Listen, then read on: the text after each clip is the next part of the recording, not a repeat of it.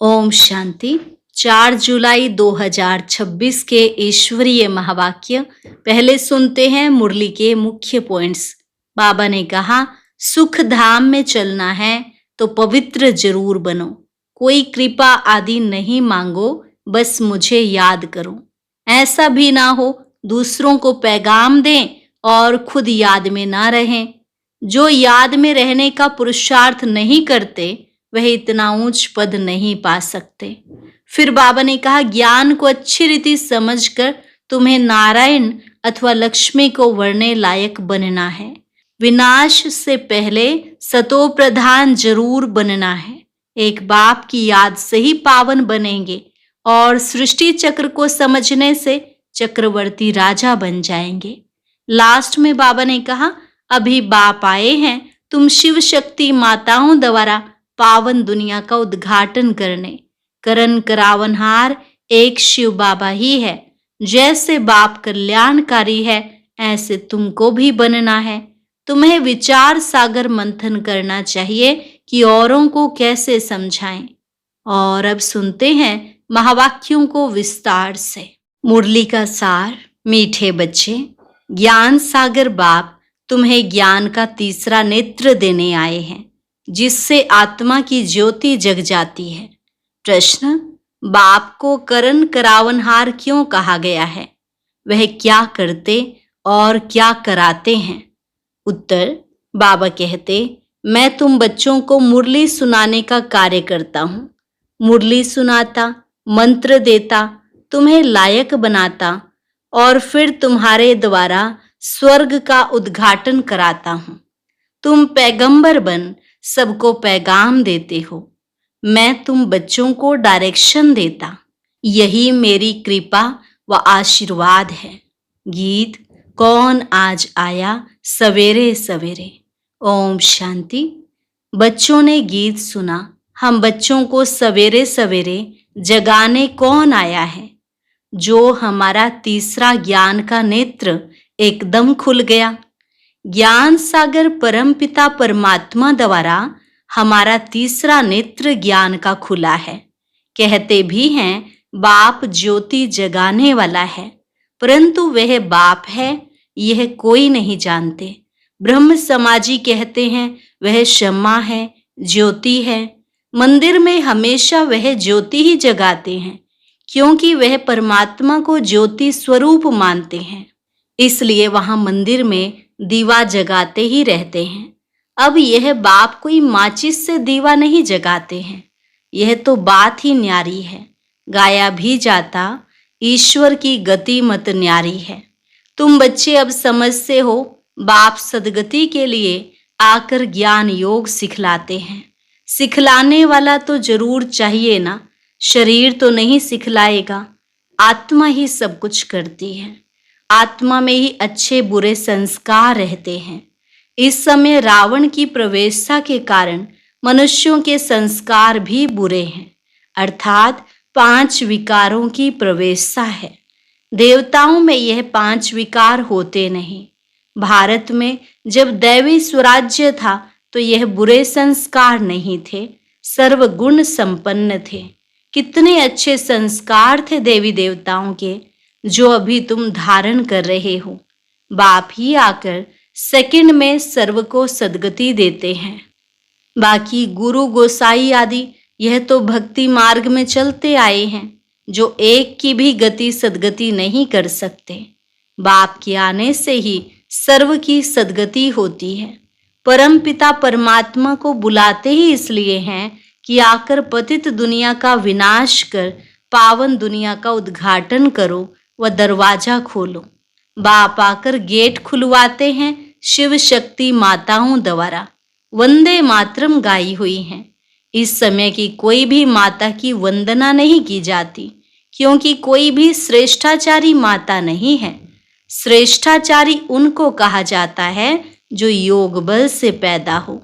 लक्ष्मी नारायण को श्रेष्ठाचारी कहा जाता है। भारत में देवी देवता जब थे तो भारत श्रेष्ठाचारी था।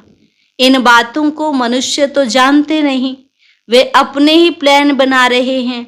गांधी भी राम राज्य चाहते थे, इससे सिद्ध है कि रावण राज्य है, भारत पतित है, परंतु राम राज्य स्थापन करने के लिए तो बेहद का बापूजी चाहिए, जो राम राज्य की स्थापना और रावण राज्य का विनाश करे। बच्चे जानते हैं रावण राज्य को अब आग लगनी है। सभी आत्माएं अज्ञान अंधेरे में सोए हुए हैं। तुम जानते हो हम भी सोए हुए थे, बाप ने आकर जगाया है। भक्ति की रात पूरी हुई, दिन शुरू होता है। रात पूरी हो, अब दिन हो रहा है। बाप संगम पर आया हुआ है। बच्चों को दिव्य दृष्टि और ज्ञान का तीसरा नेत्र देते हैं, जिससे तुम सारे विश्व को जान चुके हो। तुम्हारी बुद्धि में बैठा हुआ है कि यह बना बनाया अविनाशी ड्रामा है जो फिरता ही रहता है। अभी तुम कितना जाग गए हो, सारी दुनिया सोई हुई है। अभी तुम बच्चों को सारे विश्व के आदि मध्य अंत, मूल वतन, सूक्ष्म वतन, स्थूल वतन का पता है। बाकी सारी दुनिया कुंभकर्ण की अज्ञान नींद में सोई हुई है। यह किसको पता नहीं कि पतित पावन कौन है। पुकारते हैं, हे पतित पावन आओ। यह नहीं कहते कि आकर सृष्टि के आदि मध्य अंत का राज समझाओ। बाप कहते हैं तुम इस सृष्टि चक्र को समझने से ही चक्रवर्ती राजा बनते हो, याद से ही पावन बनते हो।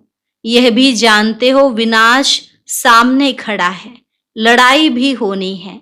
बाकी कौरवों पांडवों की लड़ाई नहीं हुई। पांडव कौन थे यह भी किसको पता नहीं। सेना आदि की कोई बात ही नहीं। तुम्हारी तरफ है साक्षात पारलौकिक परम पिता। उस बाप से ही वर्षा मिलना है। तुम जान गए हो श्री कृष्ण की आत्मा 84 जन्म भोग अब फिर बाप से वर्षा ले रही है। वर्ल्ड की हिस्ट्री ज्योग्राफी रिपीट होती है। अब तुम बच्चों को विनाश के पहले सतो प्रधान जरूर बनना है। गृहस्थ व्यवहार में रहते कमल फूल समान पवित्र रहना है। गाया भी हुआ है भगवान उवाच, गृहस्थ व्यवहार में रहते यह एक जन्म पवित्र बनो। Past is past. यह तो ड्रामा में नोंद है। सृष्टि को सतो प्रधान बनना ही है। यह ड्रामा की भावी है, ईश्वर की भावी नहीं। ड्रामा की भावी ऐसी बनी हुई है। सो बाप बैठ समझाते हैं। आधा कल्प जब पूरा होता है तब बाप आते हैं। बाप कहते हैं जब रात पूरी हो, दिन शुरू होता है, तब ही मैं आता हूं। शिवरात्रि भी कहते हैं ना। शिव के पुजारी शिवरात्रि को मानते हैं। गवर्नमेंट ने तो हॉलीडे भी बंद कर दिया है, नहीं तो कम से कम 1 मास हॉलीडे चलनी चाहिए। कोई को भी पता नहीं शिव बाबा सर्व की सदगति करने वाला है। वही सर्व का दुख हरता, सुख करता है। उनकी जयंती तो बड़े धूमधाम से 1 मास सब धर्म वालों को मनानी चाहिए। खास भारत को बाप डायरेक्ट आकर सदगति देते हैं। जब भारत स्वर्ग था तो देवी देवताओं का राज्य था। उस समय और कोई धर्म ही नहीं थे। देवताएं विश्व के मालिक थे, कोई पार्टीशन आदि नहीं थे। इसलिए कहा जाता है अटल अखंड सुख शांति संपत्ति का दैवी राज्य फिर से हम प्राप्त कर रहे हैं। बेहद के बाप से बेहद का वर्षा 5000 वर्ष पहले भी मिला था। सूर्यवंशी चंद्रवंशी राज्य में कोई दुख का नाम नहीं था। गाया भी जाता है राम राजा राम प्रजा, राम राजा राम प्रजा। वहां अधर्म की कोई बात नहीं। बाबा ने तुम्हें ब्रह्मा और विष्णु के बारे में भी समझाया है कि इन दोनों का आपस में क्या संबंध है। ब्रह्मा की नाभि से विष्णु निकला। यह कैसा वंडरफुल चित्र बनाया है। बाप समझाते हैं यह लक्ष्मी नारायण ही अंत में आकर ब्रह्मा सरस्वती जगत अम्बा जगत पिता बनते हैं, जो दोनों फिर विष्णु अर्थात लक्ष्मी नारायण बनते हैं। बाप बैठ समझाते हैं जो भी चित्र देखते हो इनमें कोई भी यथार्थ नहीं है। शिव का बड़ा चित्र बनाते हैं, वह भी अयथार्थ है। भक्ति के कारण बड़ा बनाया है, नहीं तो बिंदी की पूजा कैसे हो सकती। अच्छा, फिर ब्रह्मा विष्णु शंकर के लिए भी समझ नहीं सकते, त्रिमूर्ति ब्रह्मा कह देते हैं। ब्रह्मा द्वारा स्थापना, विष्णु द्वारा पालना, यह भी कहते हैं, परंतु ब्रह्मा तो स्थापना करते नहीं हैं। स्वर्ग की स्थापना ब्रह्मा करेंगे? नहीं, स्वर्ग की स्थापना तो परमपिता परमात्मा ही करते हैं। यह आत्मा तो पतित है, इनको व्यक्त ब्रह्मा कहा जाता है। यही आत्मा पावन बन जाएगी और चली जाएगी, फिर सतयुग में जाकर नारायण बनते हैं। तो प्रजापिता ब्रह्मा जरूर यहाँ चाहिए ना, चित्र फिर वहां दे दिए हैं।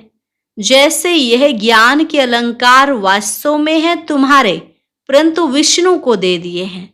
नौधा भक्ति में भी साक्षात्कार होता है, मीरा का भी नाम गाया हुआ है ना। पुरुषों में नंबर 1 भक्त है नारद, माताओं में मीरा गाई हुई है। तुम अभी नारायण अथवा लक्ष्मी को वरने के लिए यह ज्ञान सुन रहे हो। तुम्हारा ही स्वयंवर होता है। नारद के लिए भी दिखाते हैं, सभा में आकर कहा हम लक्ष्मी को वर सकते हैं। अभी लक्ष्मी को वरने लायक तुम बन रहे हो, बाकी वह तो सब हैं भक्ति मार्ग की कथाएं।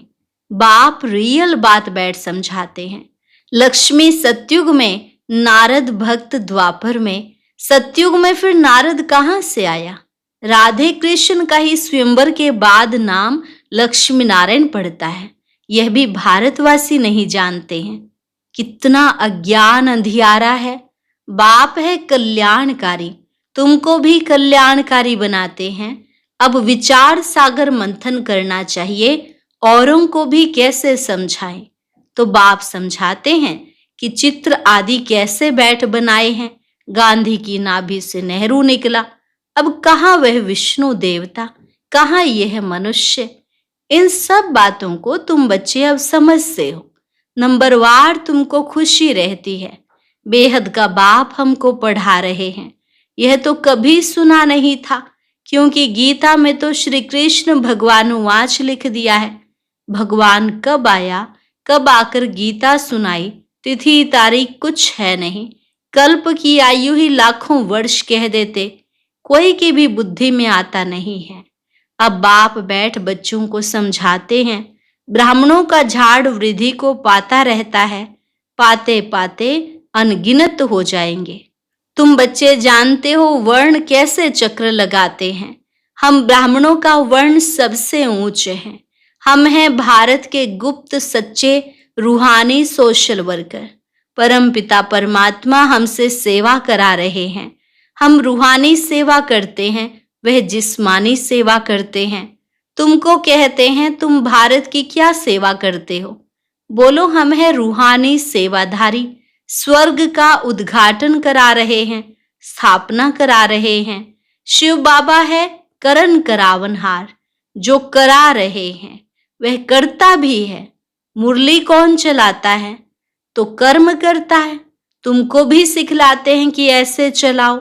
महामंत्र देते हैं मन मना भव, कर्म सिखलाया ना। फिर तुमको कहते हैं औरों को सिखलाओ, इसलिए करन करावनहार कहा जाता है। तुम बच्चे भी यही शिक्षा देते हो।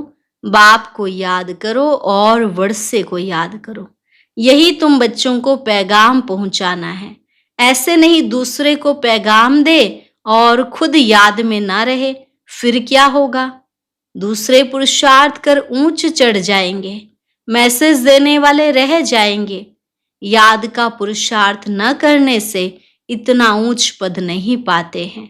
दूसरे याद की यात्रा से पावन बन जाते हैं। जैसे बाबा बांधेलियों का मिसाल देते हैं, वह याद में जाती रहती हैं। बिगर देखे भी पत्र लिखती हैं, बाबा हम आपके हो चुके हैं, हम पवित्र जरूर रहेंगे। तुम बच्चों की है बाप से प्रीत बुद्धि, तुम्हारी ही माला बनी हुई है। विष्णु की माला और रुद्राक्ष की माला में ऊपर है मेरू। माला उठाते ही पहले फूल और 2 दाने हाथ में आते हैं, उनको नमस्कार करते हैं। फिर है माला। तुम भारत को स्वर्ग बना रहे हो, तो यह माला तुम्हारा ही यादगार है। बाप ने यह गीता ज्ञान यज्ञ रचा है, इनमें सारी पुरानी दुनिया स्वाहा होगी। बाप है मोस्ट बिलवेड फादर, तुमको भविष्य के लिए सदा सुख का वर्षा देते हैं, 21 जन्म के लिए। जिन्होंने कल्प पहले वर्षा लिया है वह जरूर आएंगे ड्रामा प्लान अनुसार। बाप कहते हैं बच्चे, सुख धाम चलना है तो पवित्र बनना है, मेरे को याद करो। मांगना कुछ भी नहीं है कि कृपा करो व मदद करो, नहीं, हम तो सबको मदद करते हैं। पुरुषार्थ तो तुमको करना है, आशीर्वाद की बात नहीं।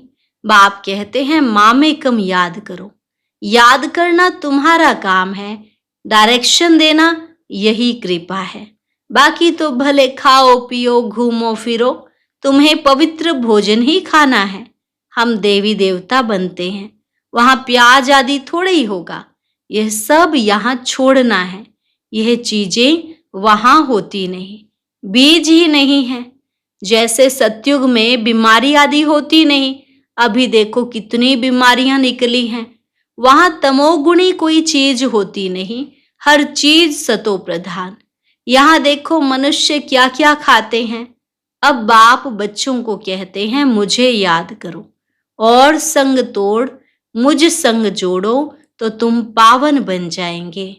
अच्छा, मीठे मीठे सिकिलधे बच्चों प्रति मात पिता बाप दादा का याद प्यार और गुड मॉर्निंग। रूहानी बाप की रूहानी बच्चों को नमस्ते। रूहानी बच्चों की रूहानी बाप दादा को नमस्ते नमस्ते, गुड मॉर्निंग, शुक्रिया बाबा, शुक्रिया। धारणा के लिए मुख्य सार, पहली पॉइंट, पास्ट इज पास्ट। जो बीता उसे भूल कर गृहस्थ व्यवहार में रहते सतो प्रधान बनने का पुरुषार्थ करना है। विनाश के पहले पावन जरूर बनना है। भारत को स्वर्ग बनाने की सच्ची सच्ची सेवा में तत्पर रहना है। खान पान बहुत शुद्ध रखना है, पवित्र भोजन ही खाना है। वरदान, स्थूल कार्य करते भी मनसा द्वारा विश्व परिवर्तन की सेवा करने वाली जिम्मेवार आत्मा भव। स्थूल कार्य करते भी मनसा द्वारा विश्व परिवर्तन की सेवा करने वाली जिम्मेवार आत्मा भव। कोई भी स्थूल कार्य करते सदा यह स्मृति रहे कि मैं विश्व की स्टेज पर विश्व कल्याण की सेवार्थ निमित्त हूँ। मुझे अपनी श्रेष्ठ मनसा द्वारा विश्व परिवर्तन के कार्य की बहुत बड़ी जिम्मेवारी मिली हुई है। इस स्मृति से अलबेलापन समाप्त हो जाएगा और समय भी व्यर्थ जाने से बच जाएगा।